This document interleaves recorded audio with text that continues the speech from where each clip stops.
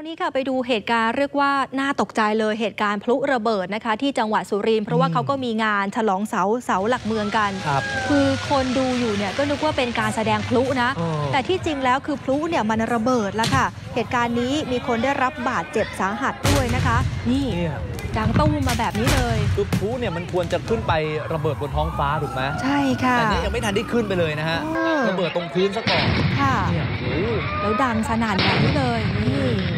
คือคนเขาก็ยืนดูพลุกันอยู่ละค่ะเพราะว่าที่เกิดเหตุก็เป็นงานเสาหลักเมืองอยู่ที่บริเวณริมสระวัดจุมพลนะคะติดกับเวทีพไทยสารานค่ะพอคนยืนอยู่เห็นพลุแบบนี้ก็ได้รับบาดเจ็บกันไปละค่ะได้รับบาดเจ็บสาหัสเป็นชาย1คนอายุ47ปีด้วยกันแล้วก็ผู้ได้รับบาดเจ็บอีก6คนก็ได้รับบาดเจ็บเล็กน้อยนะคะส่วนความคืบหน้าวันนี้ค่ะนายประภัสนะคะมาลาการผู้ว่าราชการจังหวัดสุรินทร์พร้อมด้วยนายกเหล่ากาชาดจังหวัดสุรินทร์ได้เข้าเยี่ยมผู้ที่ได้รับบาดเจ็บสาหัสที่ห้อง ICU ตึกอุบัติเหตุของโรงพยาบาลสุรินทร์พร้อมกับมีการมอบเงินสงเคราะห์ครอบครัวให้กับผู้ที่ประสบภัยทางสังคมจำนวนครอบครัวละ 3,000 บาทจากสำนักพัฒนาสังคมและความมั่นคงของมนุษย์จังหวัดสุรินทร์ให้กับครอบครัวที่ประสบเหตุด้วยค่ะส่วนผู้อำนวยการโรงพยาบาลสุรินทร์นะคะคุณหมอประวีณตันทประภาก็เปิดเผยว่าคนไข้ที่มีอาการเจ็บที่บริเวณลำคอและแผลขยายใหญ่แล้วก็มีอาการแน่นหน้าอกทีมแพทย์ได้ทำการเจาะช่องแล้วก็ใส่สายท่อเข้าไปที่ปอด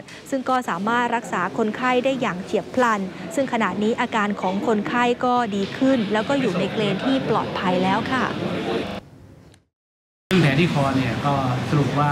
เป็นแผลนะครับขนาดประมาณ5x5 เซนนะครับแล้วก็นึกถึงประมาณกระดูกของกลางนะครับไม่โดนอวัยวะสำคัญภายในนะครับโดยเฉพาะเส้นเลือดหรือว่าหลอดลมนะฮะหรือหลอดอาหารซึ่งเป็นว่าสำคัญซึ่งอันนี้ไม่ได้โดนนะครับ